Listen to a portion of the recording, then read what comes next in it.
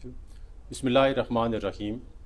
मैं इस वक्त मौजूद हूँ OPF इस्लामाबाद के हेड ऑफ़िस में, और हमारे साथ मौजूद हैं चेयरमैन OPF सैयद कमर रज़ा साहब, जो अमेरिका, यूरोप और UK के एक बड़े तफसीली दौरे के बाद वापस आए हैं इस्लामाबाद। और पिछले 2-3 माह के अंदर आपने देखा होगा कि ओवरसीज़ को यकजा करने के लिए और ओवरसीज़ को रियासती इदारों के साथ जोड़ने के लिए एक बहुत बड़ी मुहिम हमने देखी, जिसका आगाज़ पहले ओवरसीज़ कन्वेंशन से हुआ इस्लामाबाद में। उसके बाद हमने अमेरिका में इस हवाले से एक्टिविटीज़ देखी, UK में देखी, फिर ब्रसल्स में एक बहुत बड़ा कन्वेंशन हुआ जिससे फील्ड मार्शल सैयद आसम मुनीर साहब ने ख़ताब भी किया। और ये पाकिस्तान की अगर हम सियासी और जमहूरी तारीख़ देखें और ओवरसीज़ की एक्टिविटीज़ के हवाले से देखें तो ये गैर मामूली 2-3 माह गुज़रे हैं। तो मेरे साथ मौजूद हैं चेयरमैन OPF सैयद कमर रज़ा साहब। इनसे पूछते हैं कि ये इतनी बड़ी कामयाबियाँ इन्होंने कैसे हासिल की, इनके ज़हन में ये आइडिया कैसे आया, और इस वक्त ओवरसीज़ जो है वो मुल्क के बारे में क्या सोच रहे हैं, और जो कुछ अर्सा पहले तक ख़दशात से तहफ़्फ़ुज़ात थे, लोगों के ज़हन में सवालात थे, वो कितना दूर हुए हैं। अस्सलाम वालेकुम सर। बहुत शुक्रिया आपने हमें टाइम दिया। सर ये फरमाइए कि ओवरसीज़ के हवाले से आपने 2-3 बड़े कन्वेंशन किए, फील्ड मार्शल ने भी उनसे ख़ताब किया, तो हम पहली दफ़ा देख रहे हैं कि मुल्क के जो अपना आर्मी के सरबराह हैं, वो फील्ड मार्शल भी हैं, वो बड़ी गैर मामूली अहमियत दे रहे हैं ओवरसीज़ को। तो इसकी वजह क्या है और इसके नताइज आपको क्या हासिल हो रहे हैं? सबसे पहले तो बस साहब बहुत शुक्रिया आपका। देखें जी, जो ओवरसीज़ पाकिस्तानीज़ हैं वो पाकिस्तान का बहुत अहम असासा हैं। उनकी जो कंट्रीब्यूशन है वो $60 बिलियन पर एनम जो है ना वो रेमिट करते हैं पाकिस्तान को। पाकिस्तान की जो एक्सपोर्ट है उसका 30% ओवरसीज़ पाकिस्तानीज़ जो हैं वो यूटिलाइज़ करते हैं। अब 60 बिलियन रेमिटेंस वो भेजते हैं। अगर पाकिस्तान के यहाँ कमज़ोरी है कि उसको प्रॉपरली चैनलाइज नहीं कर पा रहा, तो अदरवाइज़ जो कंट्रीब्यूशन है वो 60 बिलियन है। जो इस वक्त हमने चैनलाइज की है इस साल वो 38.3 बिलियन है। तो फील्ड मार्शल साहब इस बात को समझते हैं कि पाकिस्तान का कितना अहम इम्पोर्टेंट ये सेगमेंट है, पाकिस्तान का एसेट है। तो दुश्मन ने जहाँ हमारे बॉर्डर पे हमला किया, हमारे मुल्क पे किया, जहाँ प्रॉक्सी वॉर्स के ज़रिए हमारे मुल्क में उसने डिस्टर्बेंस क्रिएट की, वहाँ पर उसने हमारे डायस्पोरा के ज़हरों को भी ज़हरालूद किया। तो फील्ड मार्शल ये भी एक किस्म की जंग ही लड़ रहे हैं। वो जाके अपने डायस्पोरा को उसकी इम्पोर्टेंस, उसकी अहमियत जतला रहे हैं, उनको बता रहे हैं कि पाकिस्तान आपको कितनी कदर की निगाह से देखता है, और जो आपका कंट्रीब्यूशन है पाकिस्तान की इकॉनमी में और पाकिस्तान को रिप्रेजेंट करने में, उसकी बहुत इम्पोर्टेंस है, और पाकिस्तान उसको बहुत कदर की निगाह से देखता है। और जो ओवरसीज़ के मसाइल हैं वो उनके दिल के करीब हैं, उसको उन्होंने रिज़ॉल्व करना है। और बहुत जल्द आप देखेंगे कि बहुत अहम चीज़ें कुछ हो भी रही हैं और कुछ होंगी इंशाल्लाह। अच्छा सर, एक वक्त था ये तासर था और बड़ी हद तक ये दुरुस्त तासर था कि ओवरसीज़ रियासत और इदारों के साथ उस तरह कनेक्ट नहीं है जिस तरह उनको होना चाहिए। पॉलिटिकल वजूहात आपके सामने भी हैं, हमारे सामने भी हैं, और वजूहात आज भी मौजूद हैं। लेकिन किस सियासी नुक्ता नज़र में इख्तलाफ की बुनियाद पर आप किसी को भी गैर वतन नहीं कह सकते। तो इस वक्त जो सूरत हाल है, आपने जो कोशिश की, फील्ड मार्शल ने जो कोशिश की, हमारी मुसल्लह अफवाज को जो कामयाबी हासिल हुई, तो इस सब के बाद ओवरसीज़ के रवैये में और वो जो शिकायत थी उनको दूर करने के हवाले से कितनी आपको कामयाबी हासिल हुई है? देखें जी, जो सियासी जमात का नाम हमारा दुश्मन यूज़ करके, सियासी तमाम जमातें हमारे लिए बहुत मोहतरम हैं, हमारे दिल के बहुत करीब हैं, और हर एक ओवरसीज़ को क्या और पाकिस्तानी को क्या हक हासिल है, वो जिस पार्टी को पसंद करे, जिस पार्टी के साथ एफिलिएट रहना चाहे ज़रूर रहे। पर पाकिस्तान के और पाकिस्तान की रियासत के और पाकिस्तान के इदारों के ख़िलाफ़ जाने का हक किसी को हासिल नहीं है। तो ये कोई सियासी पार्टी ऐसी नहीं है, ये सिर्फ़ और सिर्फ जो पाकिस्तान का दुश्मन है वो इसके पीछे एक्टिव है। और इसीलिए आप देख रहे हैं कि फील्ड मार्शल किस अंदाज में जाके, आप इससे इम्पोर्टेंस देखें कि 2 घंटे किसी लोगों से ख़िताब करना और उनके इंटरेस्ट की बातें करना, और 2.5-3 घंटे खड़े होकर उनको शेक हैंड करना, उनसे पिक्चर बनवाना, तो ये जितनी चीज़ें हैं ये बताती हैं कि फील्ड मार्शल साहब के دل کے کتنے قریب ہیں اوورسیز پاکستانی اور وہ کتنا پیار کرتے ہیں اوورسیز پاکستانیوں سے اور پاکستان سے اور پاکستانیوں سے بھی.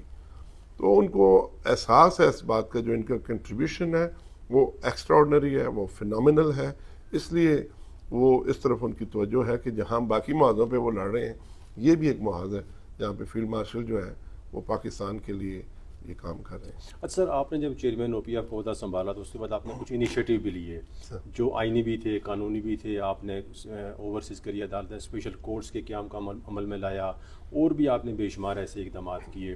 تو اس پہ کچھ بتائیں گے کہ کیا پیش رفت ہوئی بالخصوص جو اسپیشل کورٹس ہیں وہ باقاعدہ سے کب سے عمل درآمد پہ ہو جائے گا, کب سے وہ کام کرنا شروع کر دیں گی, اور اوورسیز کے لیے ابھی تک آپ اگر مختصر خلاصہ سا بیان کریں تو ہمارے ناظرین کو آگاہی حاصل ہوگی کہ بڑے بڑے کیا اقدامات آپ نے اوورسیز کی بہتری کے لیے یا ان کے مسائل کو دور کرنے کے لیے کیے ہیں. دیکھیں جی, جو سب سے اہم مسئلہ ہے اوورسیز کے قریب وہ ان کی جائیدادوں کا مسئلہ ہے. ان کی یہاں پر جو جائیدادیں ہیں, جو ان کی ہارڈ ارن منی ہے, جو ان کی آباؤ جائیداد کی طرف سے جائیدادیں ہیں ان کی, تو انہیں کے اپنے عزیز و اقارب رشتہ دار ان پہ قابض ہو جاتے ہیں, ان کو کورٹ لے جاتے ہیں. اور آپ کو پتہ ہے یہاں سول کورٹ میں بھی دہائیاں لگ جاتی ہیں صرف سول کورٹ سے باہر نکلنے کے لیے. اور اب قانون کوائٹ ایکسپینسو بھی ہو گیا پاکستان میں. تو اور جو اوورسیز پاکستانیز ہیں وہ اس طرح سے آ کے اپنے کیس کو پرسو نہیں کر سکتے جیسے یہاں ایک لوکل رہنے والا بندہ جو ہے وہ اگر مہینے بعد تاریخ پڑی ہے تو مہینے بعد کورٹ چلا جائے گا, کام سے چھٹی لے لے گا. ایک اوورسیز پاکستانیز کو باہر سے آنے کے لیے ایک تو اس کو آنے جانے کا ایکسپینس ہے, پھر وہ آ کے تو 1-2 دن تو نہیں ہو سکتے, تو کتنی تاریخیں وہ لے گا. تو اس سلسلے میں یہ جو ہم نے قدم اٹھایا ہے, اینڈ میں شکر گزار ہوں حکومت پاکستان کا کہ وہ قانون بن چکا ہے.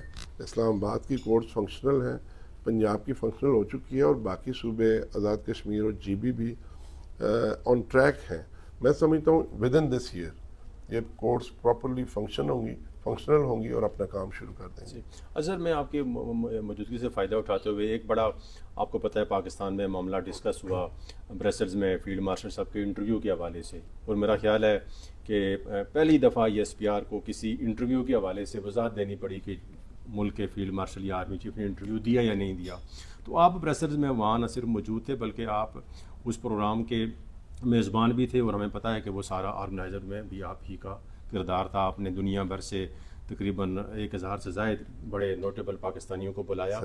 تو سر وہ آرمی چیف کو فیلڈ مارشل صاحب کو انٹرویو انہوں نے دیا نہیں دیا, یہ کیا معاملہ ہے؟ مطلب وہ انٹرویو ایک بڑے گروپ نے اس کو شائع بھی کیا, بہت بڑے صحافی ہمارے لیے قابل احترام ہے, وہ انہوں نے دعویٰ بھی کیا کہ میں نے یہ انٹرویو کیا ہے. تو یہ کیا معاملہ تھا؟ دیکھیں جی, میرے خیال میں جو پاکستان کا دشمن ہے نا اس کو بڑی تکلیف ہے کہ جس انداز میں فیلڈ مارشل اوورسیز پاکستانیوں کو گیلونائز کر رہے ہیں, تو انہوں نے تو اپنے دل میں بسا کے اپنی جیب میں ڈال کے لے جانا ہے, اور پاکستان کی تعمیر و ترقی جو ہے نا بڑی زور و شور سے شروع ہو جائے گی. تو لوگ ہیں جن کو پرابلم ہے, پھر وہ آپ کو پتہ ہے کچھ نہ کچھ ایسی چیز کریٹ کرتے ہیں. میں پورے وثوق سے, اب تو خیر خود سہیل بڑائی صاحب کالم لکھ چکے ہیں, بتا چکے ہیں کہ میرا کوئی ایسا انٹرویو نہیں ہوا علیحدگی میں. جو 2 گھنٹے کی تقریر تھی اس کو انہوں نے ملاقات کا نام دیا, اور جو اندر کھانے کی میز پہ بات تھی وہاں پر تو اور بہت سارے لوگ تھے, اور وہاں پر تو کوئی ایسی اپرچونٹی نہیں تھی وہاں 1 to 1 بات ہو سکے. تو جو فیلڈ مارشل کی بات تھی, ایک بات جو میں نے ان کا اب دوبارہ انٹرویو پڑھا, فیلڈ مارشل صاحب نے بڑے واضح الفاظ میں کہا تھا, چونکہ امریکہ میں بھی جو بات ہوئی اس میں انڈیا کا ذکر ہوا اور انڈیا میں بڑی ہلچل مچی اس بات سے, تو فیلڈ مارشل نے یہاں برسل میں یہ بڑے کھلے لفظوں میں کہا ہے یہ باتیں میری اور آپ کی ہیں, یہ باتیں میری اور میرے اوورسیز پاکستانیوں کی ہیں, یہ میرے اور آپ کے لیے, یہ پرنٹ کرنے کے لیے, یہ میڈیا کے لیے نہیں ہے. وہ جو اندر کھانے کا ٹیبل تھی یا جو ماحول تھا وہاں پہ چیف صاحب اور سہیل بڑائی صاحب ایک ہی میز پہ تھے؟ بہت بڑا ٹیبل تھا, اس میں کافی لوگ تھے, 25-30 لوگ تھے.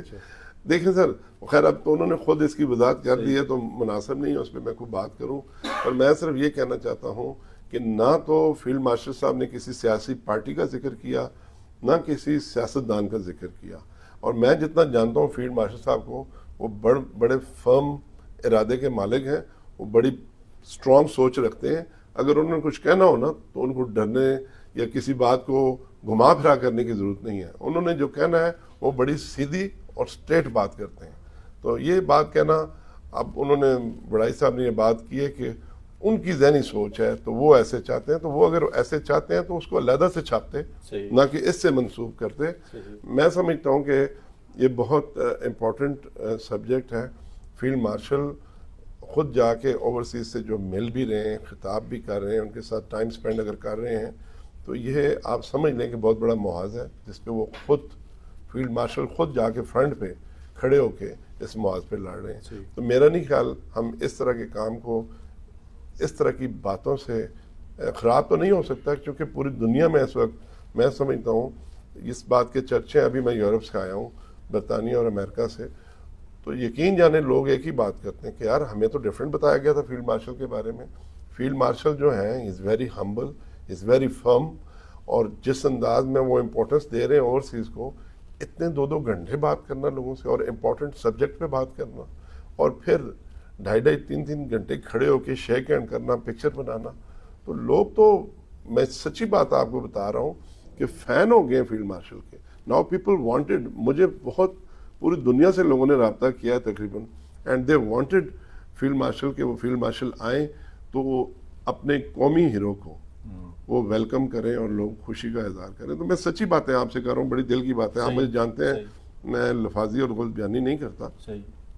تو الحمدللہ فیلڈ مارشل نے اپنے عمل سے لوگوں کے دل جیتے ہیں، ان کو پاکستان کے لیے جیتا ہے، اور یہ جو غلط فہمیاں لوگوں کے ذہنوں میں ڈالی گئی تھیں وہ کافی حد تک ان کا ازالہ ہوا ہے، اور انشاءاللہ آنے والے وقتوں میں آپ دیکھیں گے انشاءاللہ ان کو جڑ سے نکال پھینکیں گے۔ اچھا، لاسٹ یہ بتا دیجئے کہ اس وقت ایک مسودہ قانون پارلیمنٹ میں زیر بحث ہے کہ دنیا کے غالباً 12 یا 13 ممالک کے ساتھ ڈوئل نیشنلٹی کا ایک اگریمنٹ پاکستان سائن کرنے جا رہا ہے۔ اس میں ترکیہ کا نام نہیں ہے، اور ترکیہ میں موجود جو پاکستانی ہیں بہت سارے، انہوں نے ہم سے رابطہ بھی کیا، کچھ ان کی ہم نے اس حوالے سے تحفظات بھی سنے، تو ترکیہ اس کے اندر شامل کیوں نہیں ہے؟ حالانکہ ترکیہ نے 2020 میں پاکستان کو لکھا تھا کہ وہ کسی ایسے اگریمنٹ کے اندر آنا چاہتا ہے پاکستان کے ساتھ، تو اس کی کیا وجہ ہے کہ ترکیہ اس کی اندر شامل کیوں نہیں ہے؟ اور کیا مستقبل میں؟ میرا نہیں خیال کسی ایک کنٹری کو سنگل آؤٹ کیا گیا ہو۔ ترکیہ کے ساتھ ہمارے بہت ہی قریبی برادرانہ اور بہت ڈیپ ریلیشن ہے پاکستان کے، اور اب آپ نے حالیہ اس جنگ میں بھی دیکھا ہوگا کہ ترکیہ کس طریقے سے پاکستان کے ساتھ کھڑا ہوا ہے۔ اسی بات پہ ہمارے آنریبل پرائم منسٹر صاحب میاں محمد شہباز شریف صاحب ترکی تشریف بھی لے گئے، فیلڈ مارشل بھی تشریف لے گئے وہاں پہ تھینک یو کے لیے۔ تو ایسی کوئی بات نہیں ہے۔ اور میں ایک بات اور آپ کو بتاتا چلوں، ہمارے پرائم منسٹر صاحب جناب میاں محمد شہباز شریف صاحب فلی ڈٹرمن ہے، وہ اور ان کی حکومت، کہ اوورسیز کے ایشوز کو ہم نے ریزالو کرنا ہے، ان کو حل کرنا ہے۔ اور ابھی پرائم منسٹر نے تو ایک ڈائریکٹو ایشو کیا ہوا ہے، 18 پوائنٹس ہیں جن پہ کام ہو رہا ہے، اور ایک ٹاسک فورس بنائی ہے انہوں نے، میں بھی جس کا ایک ممبر ہوں، اور ہمارے جو منسٹر ہیں سالک چودھری صاحب وہ اس کے چیئرمین ہیں۔ تو پورے زور و شور سے اوورسیز کے لیے کام ہو رہا ہے۔ اور آپ دیکھیں ابھی جب اوورسیز آئے تھے کنونشن میں، تو میں شکر گزار ہوں پرائم منسٹر میاں محمد شہباز شریف صاحب کا کہ انہوں نے ان کو اسٹیٹ گیسٹ کا درجہ دیا ہے، ان کے لیے اسٹیٹ لانچ کھلا ہے، ان کے لیے پرائم منسٹر ہاؤس کے دروازے کھلے ہیں، وہاں انہوں نے عشائیہ دیا ہے اوورسیز کے آنر میں۔ تو انشاءاللہ چیزیں بہت بہتری کی طرف ہیں، اور ہر ایک جو میسیج ہے وہ بہت پازیٹیو ہے۔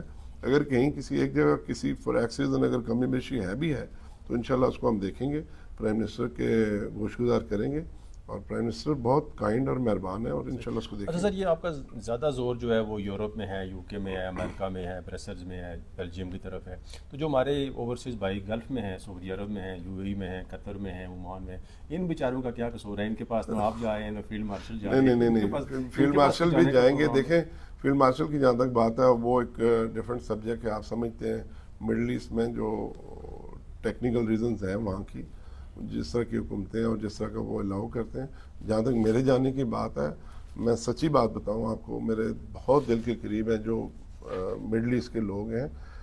میں فار ریزن سٹک ہوں امریکہ، برطانیہ اور یورپ میں۔